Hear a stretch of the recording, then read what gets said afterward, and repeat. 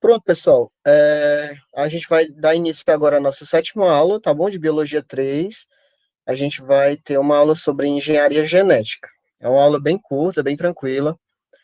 Tem muitos conceitos importantes para o Enem e para demais vestibulares. Eu espero que vocês gostem.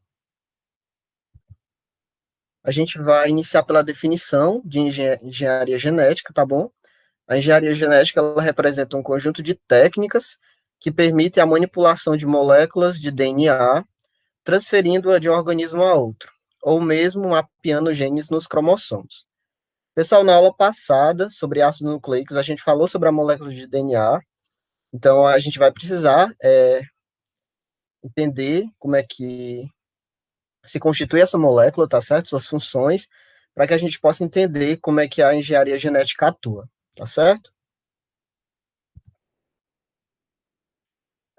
Por meio dessas técnicas, as técnicas que eu falei anteriormente, na definição, também é possível realizar o sequenciamento de genes. Então, o que seria o sequenciamento de genes? É a sequência das bases nitrogenadas que formam esses genes, tá certo? Dentro dos cromossomos. A gente sabe que os cromossomos possuem uma sequência de genes, tá certo? Vários genes que irão determinar várias proteínas, tá certo? Então, é através da engenharia genética, dessas técnicas, que a gente vai fazer esse sequenciamento de genes. A tecnologia da engenharia genética, ela também permite informar o indivíduo se ele é ou não portador de um alelo deletério, que é um alelo causador de doença genética. Então, toda essa tecnologia da engenharia genética é muito importante para que a gente possa identificar de forma precoce muitas doenças, tá certo? Doenças genéticas.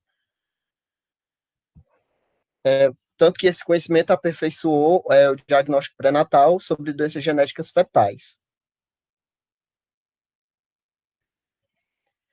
A engenharia genética permite ainda fazer a identificação de pessoas com base na análise do DNA. A gente vê isso muito em filmes, em séries criminais. Essa questão da análise do DNA em determinadas circunstâncias, tá certo? Identificação das pessoas, como investigações criminais, estupros e homicídios. Mas isso também pode ser utilizado no teste de paternidade, tá certo? Então, assim, a engenharia genética, ela envolve várias questões, envolve vários casos, então é importante que a gente entenda.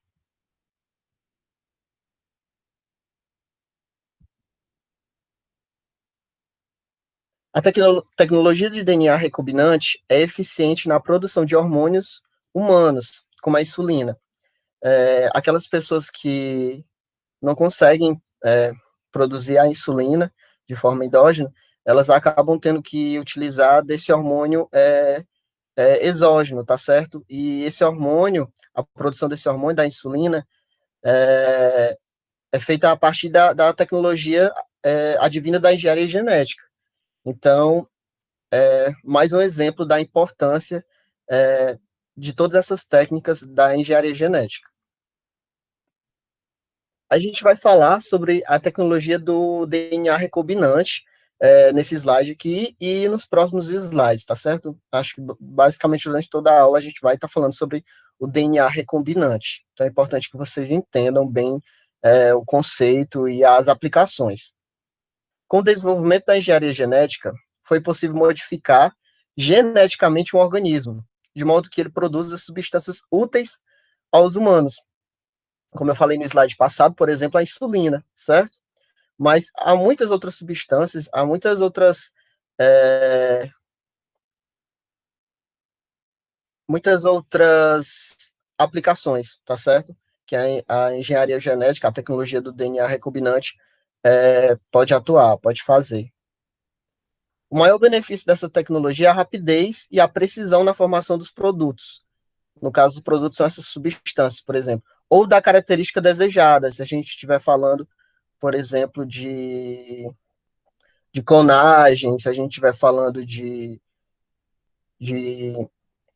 determinadas características que a gente gostaria de conseguir, tá certo? Seja para um vegetal, seja para uma planta, um animal, tudo bem? Eu quero que vocês reparem agora esse esquema aqui, tá certo? Do lado direito, que mostra um pouco sobre essa questão do DNA recombinante. A gente tem o DNA humano, ele é ligado a um plasmídio vetor. Vocês vão entender o que é plasmídio, vocês vão entender também o que é vetor nos próximos slides. A gente tem o gene humano da insulina. Então, é o gene que vai ser responsável por produzir a insulina, tá certo? E a gente tem um plasmídio vetor, esses dois vão ser unidos, tá certo? E formar esse plasmídio recombinante, que posteriormente vai ser introduzido numa bactéria hospedeira. Aqui a bactéria, tá certo? A representação dela com o nucleóide. E esse daqui vai ser o plasmídio recombinante. Esse plasmídio recombinante, que vai estar presente na bactéria, vai ser duplicado, tá certo? Durante a duplicação do DNA. E esses plasmídios vão passar a produzir a insulina humana, tá certo? Que é justamente porque foi utilizado o gene humano da insulina. Então, a gente utiliza o gene que a gente deseja, tá certo? Para que a gente tenha como resultado o que a gente espera, tá bom? Enzimas de restrição. O que seriam as enzimas de restrição? As enzimas de restrição, elas cortam a molécula de DNA. Então, a gente viu lá que a molécula de DNA, ela é composta por várias bases, tá certo? Nitrogenadas, e através do reconhecimento das sequências dos nucleotídeos. Então, a gente vai ter a sequência lá dos nucleotídeos, tá certo? E aí a gente vai precisar dessas enzimas de restrição para fazer esse corte, tá certo? Vocês vão entender o porquê. Várias enzimas de restrição já foram isoladas de diversos micro-organismos e todas elas possuem a capacidade de identificar e fragmentar uma sequência específica de DNA. Então, para cada sequência específica do DNA, a gente vai ter uma determinada enzima de restrição. As enzimas de restrição têm essa característica de serem altamente específicas, tá certo? Por exemplo, aqui eu tenho a enzima de restrição, ação EcoR1, tá bom? Ela vai cortar determinada parte dos nucleotídeos, tá certo? Determinada sequência. Não vai ser algo aleatório, totalmente aleatório. A enzima corta as duas fitas de DNA no mesmo sítio, tá bom? Para que, por que tem que ser no mesmo sítio? Para que a gente possa ter a união depois, tá certo? A gente possa ter a combinação perfeita. E aqui a gente tem o DNA exógeno. O fragmento de DNA pode ser ligado a outro com pontas adesivas. Então, a gente tem aqui a sequência, ó, AATT, e ela vai se encaixar nos seus complementos, tá certo? Que é TTAA. E aí, no fim, a gente vai ter um DNA recombinante totalmente compatível, tá certo? Os dois fragmentos unidos de forma totalmente compatível. Esse corte não pode acontecer de forma aleatória, pois se ele acontecesse de forma aleatória, não haveria esse encaixe. Então, é importante essa questão das enzimas de restrição. Lembrar que elas são altamente específicas, tá certo? Para cada sequência de DNA. Vamos falar sobre a clonagem gênica. Esse procedimento, ele inicia-se com a separação de pedaços de DNA. Então, a gente vai ter a separação do DNA, ou genes, a serem clonados pela ação das enzimas de restrição. Então, o que ele está falando? A gente inicia separando o DNA que a gente vai precisar, tá certo? Ou o gene que a gente vai necessitar. E quem vai fazer isso, como eu falei no slide passado, serão as enzimas de restrição. Então, a ação delas é justamente iniciar toda a questão da clonagem gênica, tá certo? Do DNA recombinante. Depois de separadas, as sequências gênicas exógenas, tá certo? Que é o que vai vir de fora, são introduzidas no DNA que vai ser duplicado, tá certo? A gente falou sobre replicação de DNA também na aula passada, então espero que vocês entendam e lembrem. De outros organismos, principalmente vírus e bactérias. A gente vai falar, acho que a grande maioria das vezes quando eu for falar, a gente vai falar sobre bactérias, mas isso também acontece com vírus, tá certo? Formando um DNA recombinante. Então, DNA recombinante, pessoal, é justamente isso, recombinar, fazer a combinação de dois DNAs diferentes, O DNA que a gente pretende duplicar, replicar, com, o DNA, com uma sequência exógena, tá certo? Que é a sequência que a gente precisa, tá certo? Para que a gente possa ter a característica futuramente ou a substância que a gente deseja. Esses micro-organismos são denominados de vetores de DNA. Então, quem são os vetores de DNA? Os vírus e as bactérias, tá certo?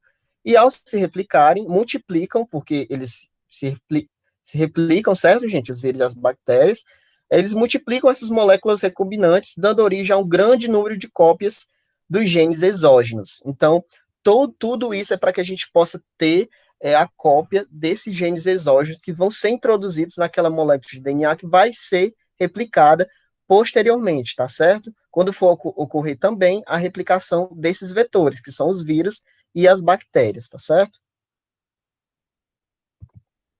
As cópias poderão ser utilizadas. Que cópias? Essas cópias que eu falei aqui no último ponto. Essas cópias aqui dos genes exógenos, tá certo? Elas poderão ser utilizadas para modificação genética de outros organismos, objetivando a formação de uma determinada proteína. Então, assim, pessoal, a gente sabe que toda essa questão, a gente falou na aula passada, que toda a questão da, do estudo do DNA, tá certo? Falamos sobre o RNA também, tá certo? Os três tipos de RNA, tudo isso é para objetivar uma determinada proteína, tá certo? Então, é, é aqui que a gente vai precisar utilizar os conceitos da aula anterior, tá certo?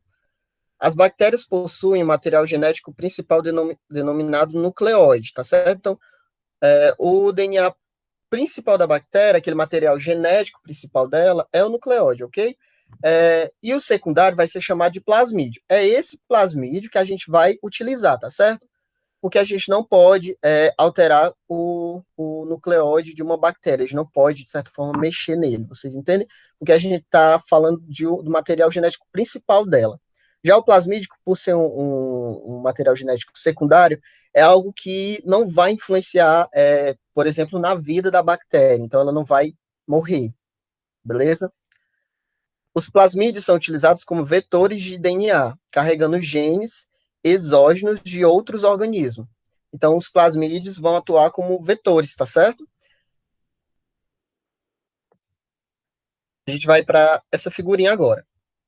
A gente tem o corte do plasmídio por uma enzima de restrição. Então, a enzima de restrição aqui seria, no caso, essa tesourinha, que vai cortar determinadas sequências de nucleotídeos, tá certo? O corte de DNA a ser clonado com a mesma enzima de restrição. Então, a gente vai ter o corte do plasmídio e o corte do DNA, que a gente pretende clonar, com a mesma enzima, tá certo? Por que tem que ser a mesma enzima? Vocês lembram que eu falei? Elas são específicas porque elas cortam determinadas é, sequências de nucleotídeos. Então, você não pode cortar essa com a enzima A e essa com a enzima B, ok? Tem que ser a mesma enzima. Depois que a gente tem esse corte, a gente vai ter a união, tá certo? A gente vai ter a combinação. A união do plasmídio com o DNA ser clonado. Quem vai fazer isso? São essas enzimas, tá certo? DNA recombinante, plasmídio, mais DNA a ser clonado, formando aqui, ó, o novo. A introdução do DNA recombinante na bactéria hospedeira é aquele mesmo esquema que eu falei no slide passado. A gente vai ter a introdução aqui na bactéria hospedeira, tá certo? Aqui a gente tem o nucleóide dela, que é aquele material genético principal, e essa bactéria hospedeira com DNA recombinante, ela vai se multiplicar, certo? Ela vai se duplicar, como qualquer ser vivo. Então, a multiplicação dos plasmídeos recombinantes e divisão da bactéria. Então, aí a gente vai ter novos, a gente vai ter também, além a duplicação desse material, desse DNA recombinante, tá certo? Durante o processo de replicação da própria bactéria. Formação dos transgênicos. Gente, aqui a parte dos transgênicos é algo muito importante para que vocês entendam, tá certo? A técnica do DNA recombinante consiste na adição de um fragmento de DNA, gene ou genes de um organismo no genoma de outro organismo. Este passa a ser denominado de organismo geneticamente modificado, OMG, ou transgênico. Licença, pessoal.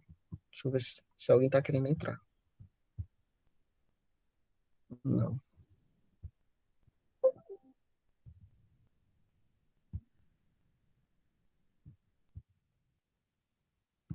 Então, pessoal, o que vai ser um organismo geneticamente modificado? Vai ser esse organismo que ele vai receber, através das técnicas do DNA recombinante, ele vai receber um fragmento de DNA de outro organismo, tá certo?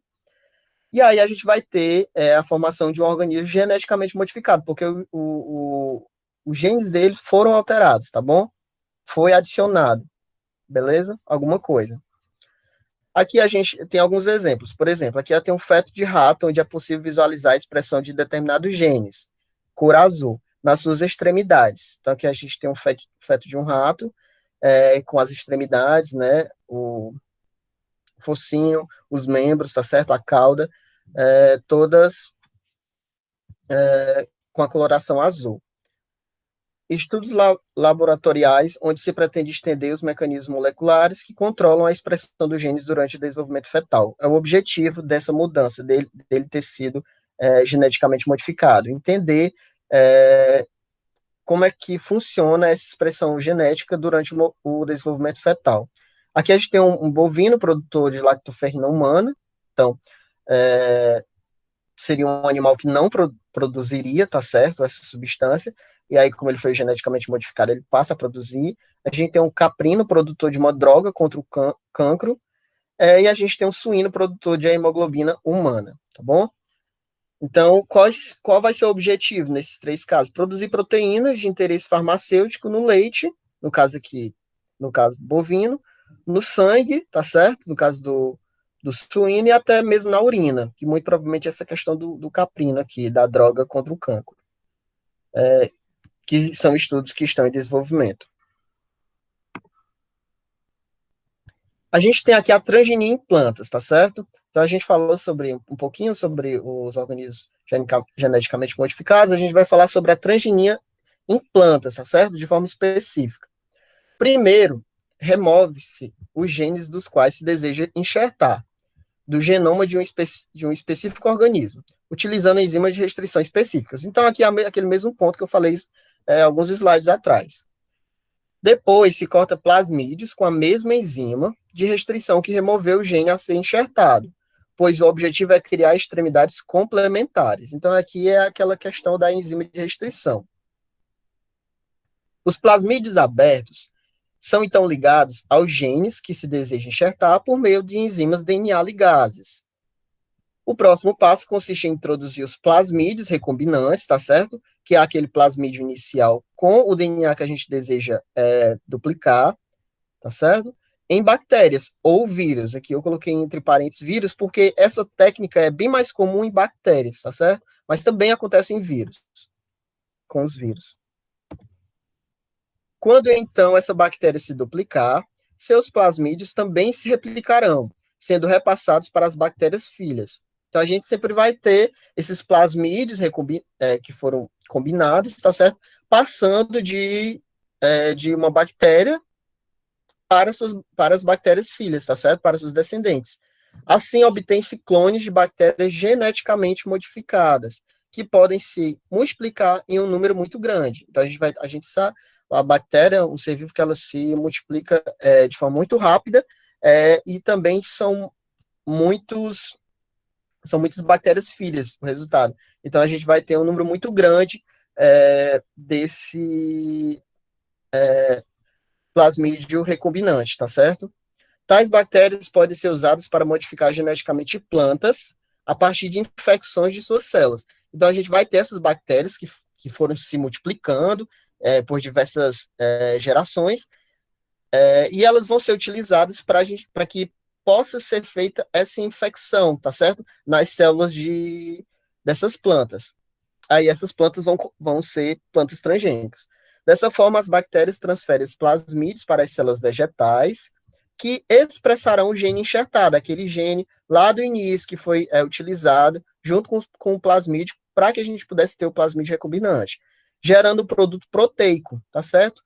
Mais uma vez, a gente tendo como resultado aí uma proteína, que altera o organismo numa determinada característica morfológica, então a gente vai ter uma mudança da forma da planta, tá certo? Se uma planta, ela crescer de forma reta, ela vai inclinar, ou então uma planta que era mais inclinada, era mais suscetível a certas pragas, ela vai crescer de forma reta, a forma dela, tá certo? Ou a cor, ou fisiológica, a função dela. Se ela tinha uma certa função, ela vai ter outra função. Se ela expressava, por exemplo, se ela era uma planta que não tinha cheiro, por exemplo, que não atraía tantos agentes polinizadores, ela vai passar a atrair esses agentes. Se ela era uma planta mais opaca, ela não tinha cor, ela vai expressar uma cor de forma mais grave, então ela vai chamar mais a atenção desses agentes. Então, é tudo isso, é a mudança da forma ou da fisiologia dessa planta. Buscando, claro, é algo positivo para ela, né? Aqui a gente tem um esqueminha, a gente tem a bactéria, isolamento do DNA bacteriano, tá certo? Clonado DNA, esse DNA vai ser clonado, extração do gene de interesse, então, fabricação do gene transgene, certo? Inserção do transgene no tecido da planta. Isso aqui é um resumo dos pontos que eu falei anteriormente. E aí, essa planta, depois da inserção do gene, ela vai ser uma planta transgênica. Ela vai se reproduzir, e aí todas as suas descendentes, as descendentes dessa planta transgênica, dessa planta inicial, também expressarão esses genes, tá certo? Benefício das plantas transgênicas. Então, quais são os benefícios que a gente pode ter modificando uma planta, transformando ela em um organismo geneticamente modificado? Vegetais podem ser modificados para a produção de inseticidas. Assim, trazem genes de bactérias, sendo a proteína produzida pela expressão do gene um inseticida natural. Então, ao invés de a gente utilizar de inseticidas artificiais, a gente vai ter uma determinada proteína que ela vai se caracterizar, ela vai ter uma função. Não é que ela vai ser um inseticida, sim. Ela vai ter uma função inseticida, tá certo? Então, ela vai ser de certa forma, um inseticida natural. Então, isso vai ser muito benéfico para uma planta, tá certo? Contra agentes que poderiam trazer malefícios a elas. Essas plantas são mais resistentes, mais produtivas e mais baratas, logicamente. Então, se a gente tem uma planta que é bem mais produtiva, a gente vai ter um barateamento, tá certo? Há vantagens em se consumir um alimento com menos agrotóxicos. Então, assim, a gente não vai precisar utilizar os agrotóxicos que a gente precisaria se a gente não produzisse esse inseticida natural por meio da técnica transgênica. Então, a gente não vai utilizar os agrotóxicos, tá certo? Pois a produção do herbicida natural diminui a concentração desse no corpo da planta. Então, quando a gente utiliza um agrotóxico, pessoal, em uma planta, a gente vai ter uma porcentagem desse agrotóxico absorvida pelos tecidos da planta, então pelo corpo da planta. E esse agrotóxico vai se concentrar lá, tá certo? E se a gente fizer a ingestão dessa planta, desse legume, desse vegetal, a gente vai, de certa forma, consumir esses agrotóxicos, entendem? De forma indireta, então, ou direta mesmo. Então, se a gente tem a produção desse inseticida natural, a gente não vai utilizar esses agrotóxicos e isso vai ser muito benéfico, tanto para a planta, tanto para os próximos da cadeia, tá certo? Os animais, herbívoros e os carnívoros, tá certo? Toda a cadeia de consumo.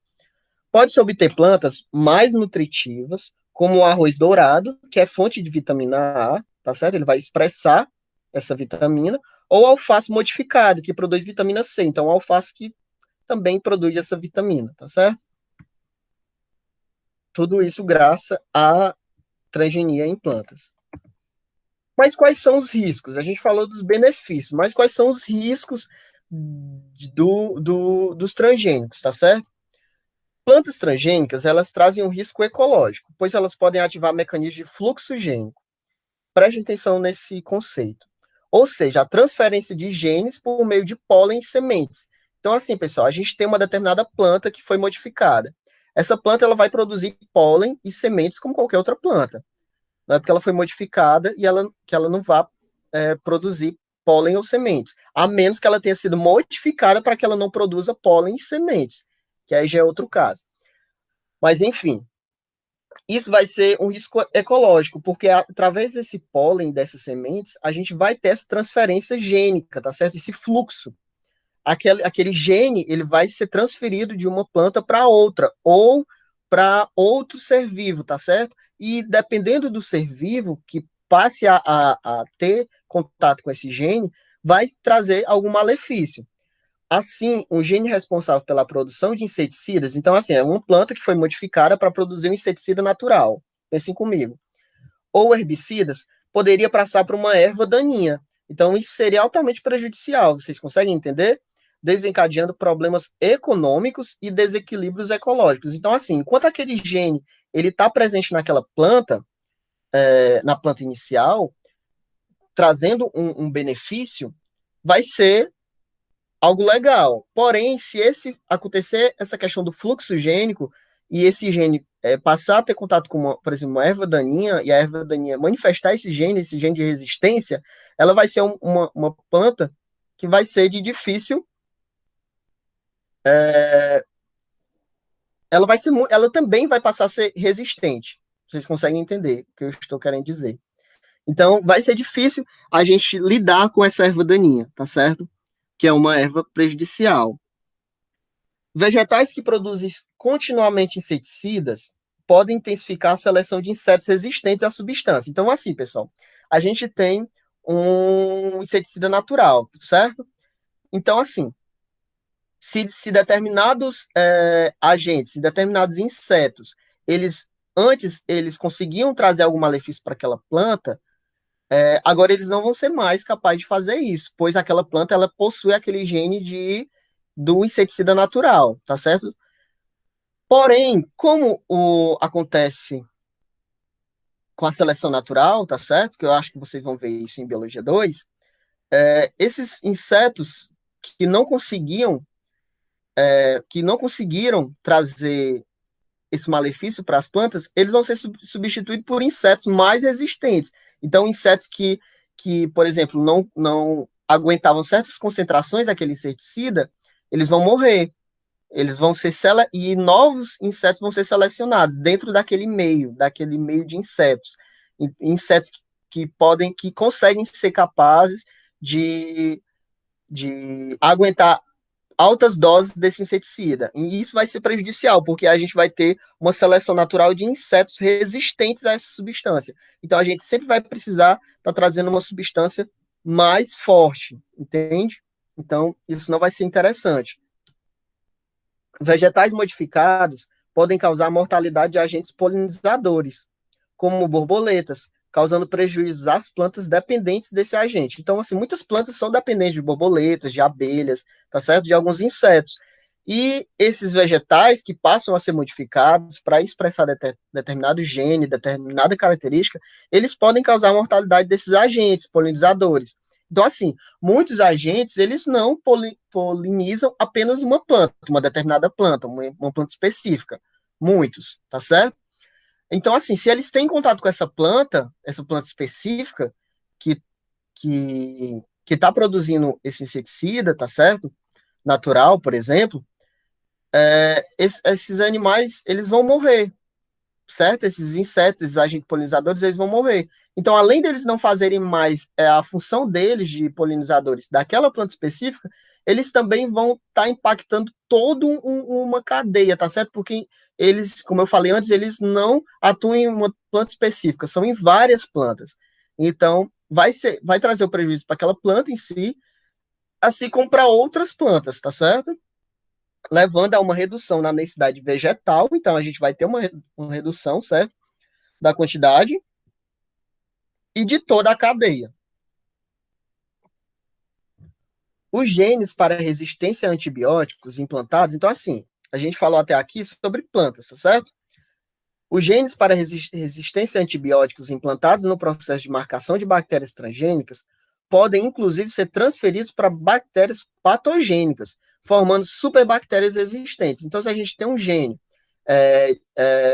a resistência a certos antibióticos de uma bactéria transgênica, a gente pode ter a transferência dessa. Aqui é a mesma questão da erva daninha, tá certo? Só que é com as bactérias. A gente pode ter a transferência dessa característica, tá certo? Para bactérias patogênicas, bactérias que fazem mal, tá certo? A indivíduos. Então a gente vai ter uma formação de superbactérias existentes, beleza? É provável que vírus geneticamente modificados possam hibridizar seus genomas como os de vírus naturais, formando supervírus, que podem causar sérias doenças à espécie humana. Aqui é a mesma questão da bactéria, beleza? Existem relatos de casos fatais pela ingestão de alimentos geneticamente modificados. Então, assim, pessoal, nem tudo são flores, tá certo? A gente corre um certo risco também por fazer o consumo desses alimentos, levando a endema da glote e choque anafilático. Então, esses são alguns exemplos de casos fatais que ocorreram por ingestão de alimentos geneticamente modificados. Métodos para a introdução de DNA. Então, assim, pessoal, a gente falou que a gente vai ter o DNA sendo utilizado na bactéria para que ela possa se duplicar e a gente possa ter também essa vários DNAs recombinantes, certo? Mas como é que a gente faz para introduzir esse DNA nesses indivíduos, nas bactérias, nos vírus? Como é que a gente faz isso? A gente tem alguns métodos, tá certo? Para a introdução do DNA. Eu trouxe 3 para vocês: a biobalística, a microinjeção e a eletroporação. Os 3 são muito interessantes e eu acho importante que vocês entendam e conheçam eles, tá certo?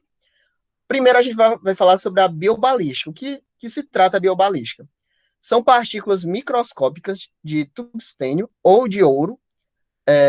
Elas vão ser cobertas por um segmento de DNA. Então, a gente vai ter essas partículas microscópicas, tá certo? Do tungstênio e do ouro. E eles vão ser cobertos pelo segmento de DNA ser inserido e arremessados, eles vão ser arremessados através das paredes de células vegetais, por uma explosão de hélio. Então, vai acontecer uma explosão de hélio que vai arremessar essas partículas que estão recobertas por um segmento de DNA, e assim as células transgênicas expressam o DNA como se fosse nativo. Ou seja, vai ser introduzido dessa forma, a gente vai ter uma explosão de hélio, e essas partículas vão entrar na parede das células vegetais. E aí, essas células vegetais vão passar a entender esse DNA, que antes estava externo, tá certo?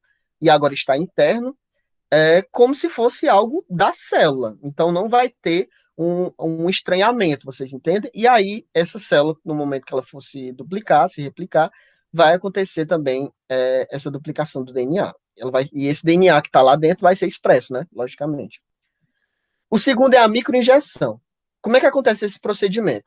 Ele requer uma micropipeta de vidro, que perfura a membrana celular. Então, vocês imaginam uma micropipeta, algo muito pequeno, bem menos que uma agulha, que vai perfurar a membrana celular daquela célula, sendo possível a introdução do gene no meio intracelular. Então, essa aqui é bem mais simples, não é um mecanismo tão louco como a biobalística, tá certo?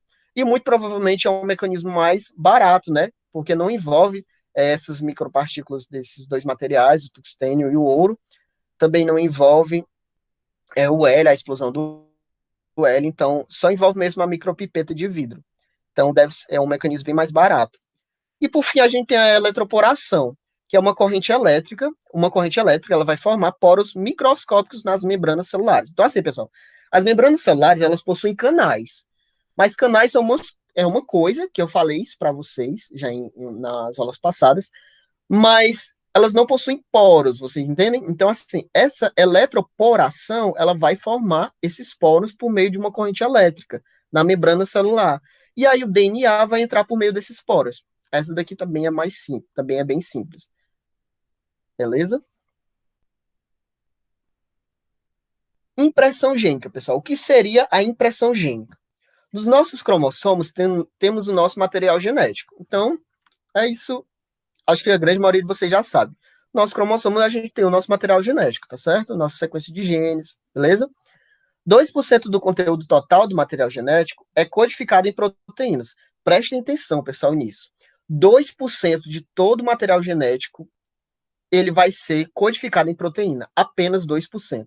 O restante é formado por material não codificante. Então, não vai ser aquele material que não vai ser codificado, tá certo? Que é uma das etapas lá da síntese de proteínas, beleza? A gente vai ter 98% do nosso material genético que vai ser um material não codificante, beleza? É nesse material não codificante que se encontram as sequências de bases que se repetem com padrões específicos para cada indivíduo. Então, cada indivíduo, é por isso que é impressão, pessoal. Impressão para poder fazer uma analogia à nossa impressão digital, tá certo? Impressão genética. Cada indivíduo vai possuir uma sequência de bases, tá certo? Um padrão de bases, que elas vão se repetir em sequência várias vezes, determinadas vezes, e isso vai depender das bases, da sequência da base que vai ser repetida e do número de vezes que ela vai ser repetida. Então, isso vai trazer para a gente uma impressão gênica. Cada indivíduo vai ter uma característica própria, tá certo? Quando se trata desse material não codificante, determinando, portanto, a impressão genética. O conteúdo genético é herdado dos pais, certo? Isso também a gente vê em genética, é óbvio, tá certo?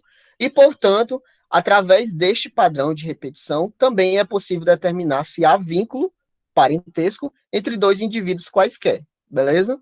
Então, através do nosso conteúdo genético, que é herdado pelos nossos pais, que a gente vai ter, por meio desse padrão de repetição, essa oportunidade de determinar se há parentesco, se há algum vínculo entre dois indivíduos. Aqui a gente tem uma imagem de fundo que traz dois cromossomos com alelos diferentes. A gente tem esse primeiro cromossomo com alelo 8 e a gente tem esse segundo cromossomo com alelo 11, tá certo? Preste atenção que esse alelo 8 aqui vai dar para vocês enxergarem, não se preocupe. Esse alelo 8 aqui, ele traz a sequência GATA, GATA, GATA, GATA, ele traz essa sequência 8 vezes, certo? Naquele gene, traz 8 vezes essa sequência. E qual é a ordem? É GATA. Então, assim, essa ordem ela pode mudar, beleza? E esse número de vezes também pode mudar. Isso vai depender de cada indivíduo, certo? Da impressão genética dele. Já o alelo 11 aqui, ele traz a sequência GATA também, porém ela se repete 11 vezes. Ela não se repete 11 vezes, 8 vezes, como o gene 8, tá certo? Esqueci de ler a informação. Gêmeos idênticos possuem o mesmo patrimônio genético, logo, técnicas que envolvem a impressão genética não são eficazes, como os testes de paternidade. Certo, pessoal? Gêmeos idênticos, tá certo? Univitelinos, eles possuem os mesmos genes, tá certo? O mesmo material genético. Então, o teste de paternidade, por exemplo, não vai ser eficaz.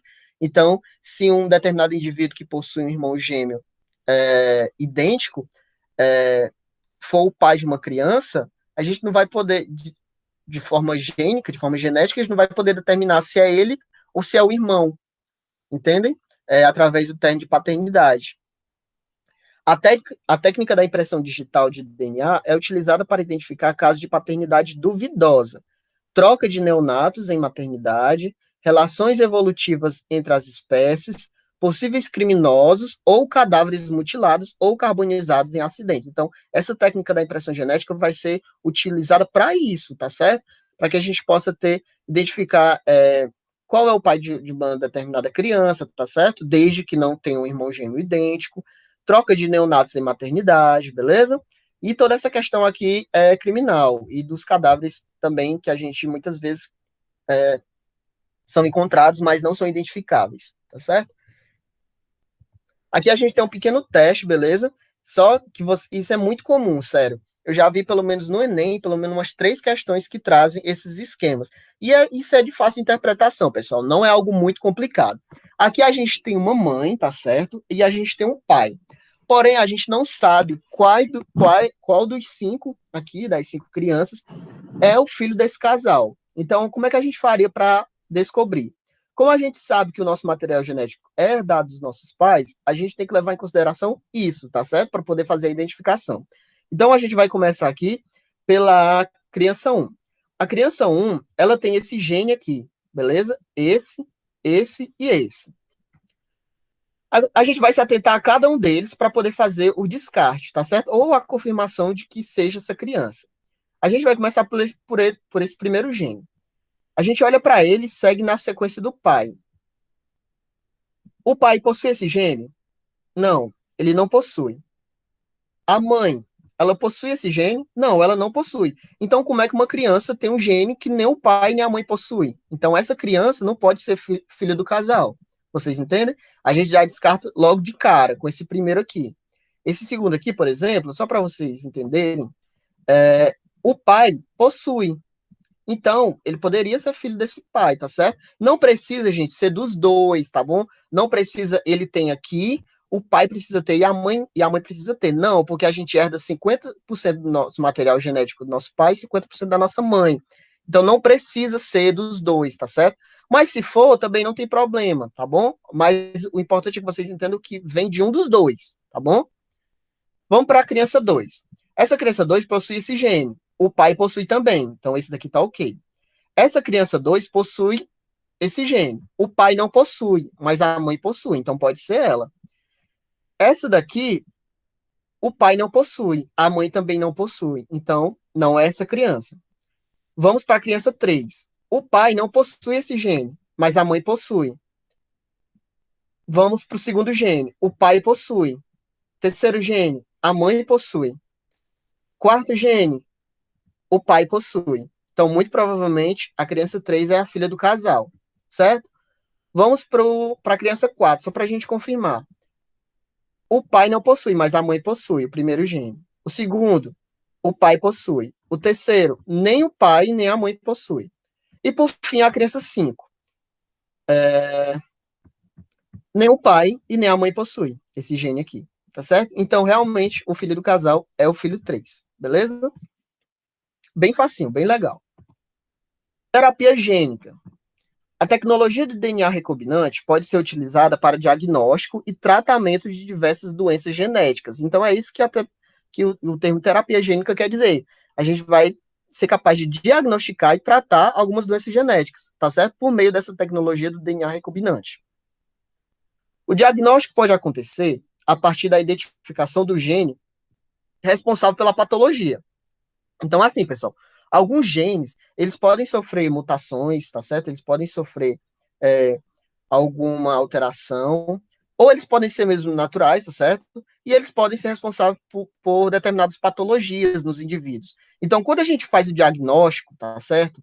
A gente, desse gene, a gente identifica esse gene precocemente em um indivíduo, a gente pode ser capaz de tratar, tá certo? Essa patologia. Então, é muito importante a terapia gênica. Dessa forma, a doença ou a predisposição a ela, que vai ser advinda desse gene, ela pode ser identificada ainda no estágio fetal, retirando as células do líquido amniótico ou da placenta, tá certo? Logicamente, isso daqui não é uma coisa que a gente vai fazer em todo feto, beleza? A gente faz isso daqui naqueles casos onde um dos pais possui uma determinada característica, uma determinada doença, uma determinada patologia. Então, por questões de um tratamento precoce, da identificação mesmo, tá certo? Toda a questão da preocupação que os pais possuem, eles acabam por fazer esses testes, tá certo? Para identificar esses problemas. A terapia gênica, ou geniterapia, é uma técnica complexa que corrige deficiências celulares provocadas por genes mutantes que causam a ausência ou a redução de um polipeptídeo, tá certo? De uma determinada proteína. Então, a gente vai ter a presença de uma a gente vai ter uma ausência de uma proteína que seria essencial para o funcionamento correto do nosso organismo, ou a gente vai ter pequenas concentrações dessa proteína, desse polipeptídeo, e aí a gente vai ter problemas, tá certo? Então é importante a terapia gênica, a geniterapia, para que a gente possa fazer a correção, tá certo? Desse mecanismo. A técnica é feita com a introdução de genes normais no paciente por meio de duas maneiras. Então, assim, já que aquele indivíduo ele possui um gene modificado, ou ele não possui o gene para determinada proteína, determinado polipeptídeo, a gente vai precisar fazer a introdução desse gene normal, tá certo? Naquele indivíduo. A gente vai utilizar duas técnicas para isso, tá certo? A técnica ex vivo e a técnica in vivo, beleza? A primeira técnica, ela utiliza-se de um vetor, como um vírus, que contém o gene normal. Então, a gente vai ter o gene normal introduzido no vírus, em leucócitos do sangue da pessoa afetada. Então, assim, a gente vai ter a introdução desse vírus, tá certo? Nos leucócitos, tá certo? Nessas células sanguíneas. Os vírus introduzem nos leucócitos o gene normal. Então, o vírus vai carregar esse gene, tá certo? O gene normal. E nos leucócitos do sangue, eles vão introduzir esse gene normal. E, posteriormente, esses mesmos leucócitos, dessas células sanguíneas, elas vão ser inseridas no paciente, beleza? Num processo similar à transfusão de sangue. Então, você vai retirar sangue da pessoa, você vai introduzir o gene normal através de um vírus, beleza? De um vetor, e depois a gente vai colocar esse vírus, esse sangue novamente na pessoa, certo? Então, por isso que ele diz que é similante a uma transfusão de sangue. A técnica in vitro, ela é diferente. O gene normal é inserido por injeção na veia ou de forma intramuscular. Então, a gente vai ter de forma bem mais direta, tá? Não vai precisar de um vetor, a gente vai mesmo introduzir o vírus por uma injeção. Dessa forma, o alelo normal incorpora as células do paciente e dentro delas controla a síntese do polipeptídeo normal. Então, dentro da célula, dentro daquela determinada célula, certo? Que vai ser afetada pelo vírus normal, a gente vai ter a síntese daquela proteína, daquele polipeptídeo que a gente precisa. Por fim, gente, a gente vai falar sobre a clonagem. O que seria a clonagem? A possibilidade da clonagem, inclusive a humana, ela tem levantado intensas discussões éticas. Então, é importante que vocês saibam que toda vez que a gente tratar sobre clonagem, a gente também vai entrar em questões éticas, tá certo? Porque a gente está, de certa forma, falando sobre seres vivos, beleza? Então, a gente precisa ter um cuidado quanto a isso e uma atenção. É importante frisar que não se clonam indivíduos, mas sim genomas. O que são genomas?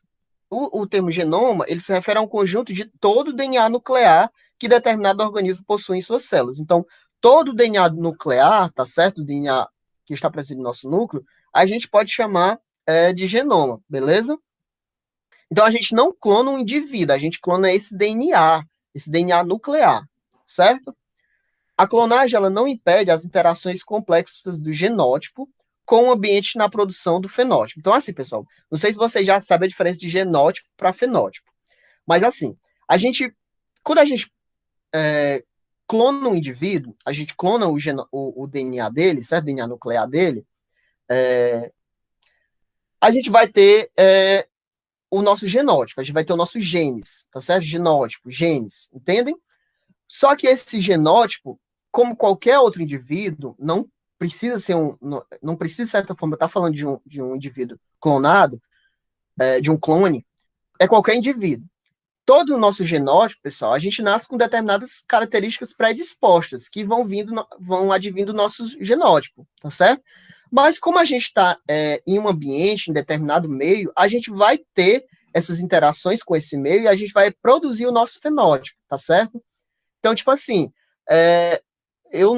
um determinado indivíduo nasce com um genótipo que dá a característica de cabelo liso para ele, mas ele passa a viver em um ambiente onde o cabelo dele passa a ficar totalmente ressecado, certo? Por conta do ambiente, um ambiente frio, por exemplo, muito frio. Então, por mais que ele tenha aquele cabelo, tenha nos genes dele aquela característica do cabelo dele ser liso, sim, de forma não ser ressecado, espero que vocês entendam. Por conta do ambiente que ele vive, ele vai ter uma mudança no comportamento do cabelo dele. Outro exemplo mais claro para vocês. Um indivíduo possui no gene dele a característica dele ter uma pele mais clara, tá certo? Uma pele branca. Porém, se ele passa a conviver num ambiente de muita insolação, por mais que ele possua aquela característica da pele mais clara, ele vai tender a ficar com uma pele mais escura com o tempo, justamente por conta dessa questão da insolação, tá certo? Da pele dele estar exposta ao sol. Então, ele vai ficar com uma pele mais escura. Isso é o fenótipo da pessoa, beleza? É como a gente vê, tá certo? Não o genótipo, que é uma característica intrínseca dele, tá certo? Espero que você tenha ficado entendido. Então, assim, por mais que a gente clone, eu fiz um indivíduo clonado. Esse indivíduo clonado ele não vai sofrer influência do meio? Vai sofrer. Igualmente um indivíduo que não foi clonado, tá certo? Um não clone. Assim, apesar de geneticamente idênticos, os clones não terão exatamente os mesmos fenótipos, por causa da ação do meio. Então, você pega um determinado indivíduo, você clona ele, coloca de um lado do mundo e o outro do outro lado do mundo. Por mais que eles sejam clones um do outro, eles tenderão a ficar diferentes, tá certo? Por estarem sofrendo resultados de meios diferentes. Beleza? Espero que tenha ficado claro. Há três técnicas que foram desenvolvidas para se obter um clone de um organismo multicelular. Então, a gente vai falar sobre essas três, tá certo? Só para finalizar. A primeira técnica, gente, para que a gente obtenha um organismo, um clone, tá certo? De um organismo multicelular, é em laboratório, que é um acontecimento natural, tá certo?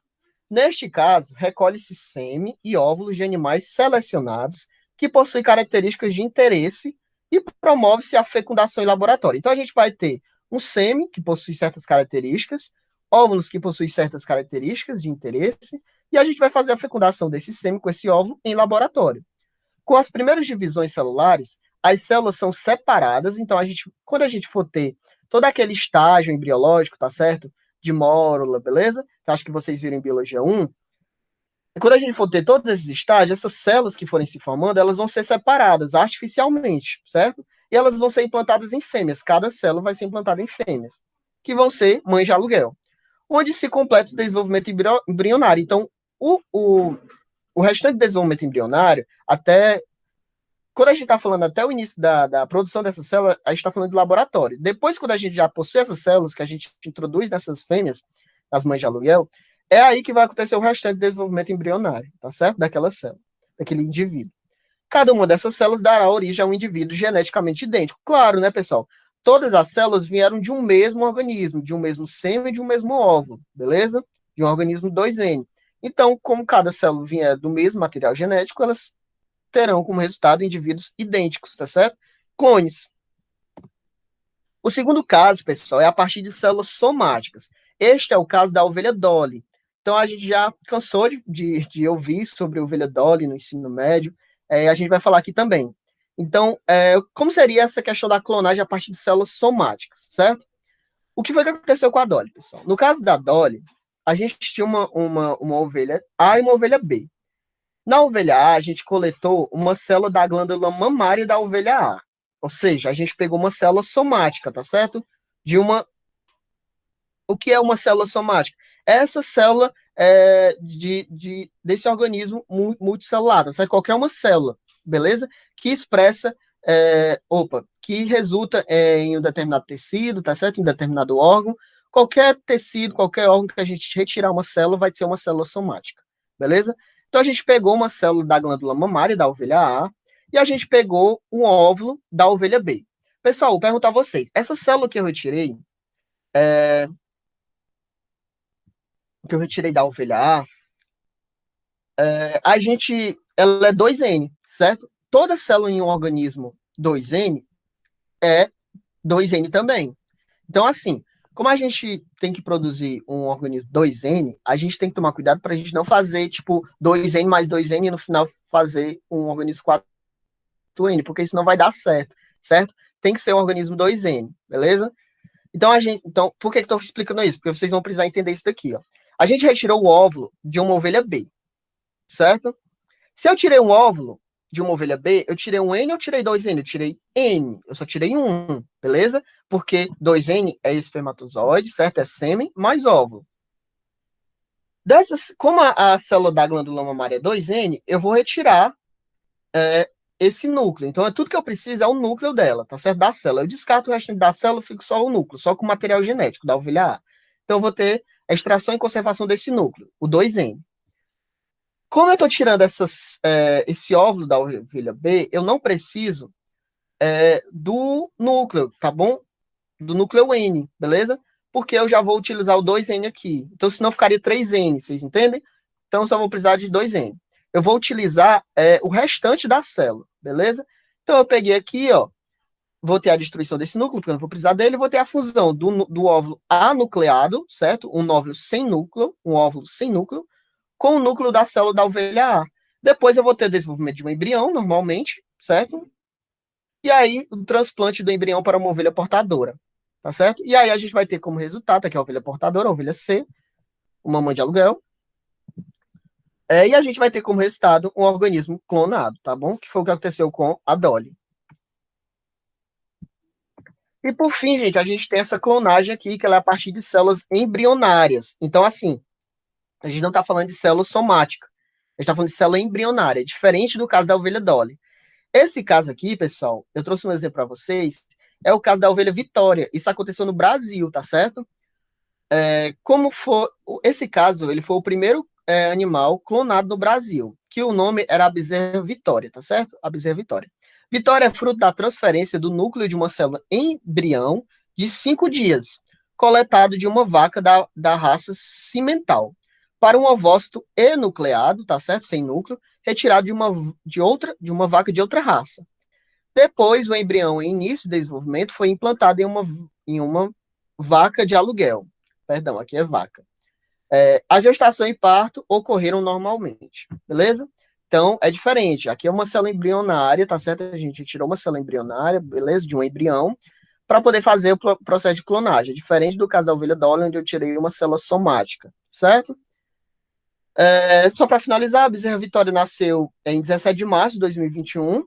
As células que originam a Vitória foram obtidas de um embrião de 5 dias. Ou seja, Vitória é um clone de uma vaca virtual que nem chegou a nascer. Em 2004, já que ela era um embrião, certo? Em 2004, deu à luz a bezerra Glória, por inseminação artificial. Vitória foi o primeiro clone bovino da América Latina, e esse caso aconteceu no Brasil. O projeto da clonagem de Vitória consumiu aproximadamente 300 mil de investimentos em 3 anos.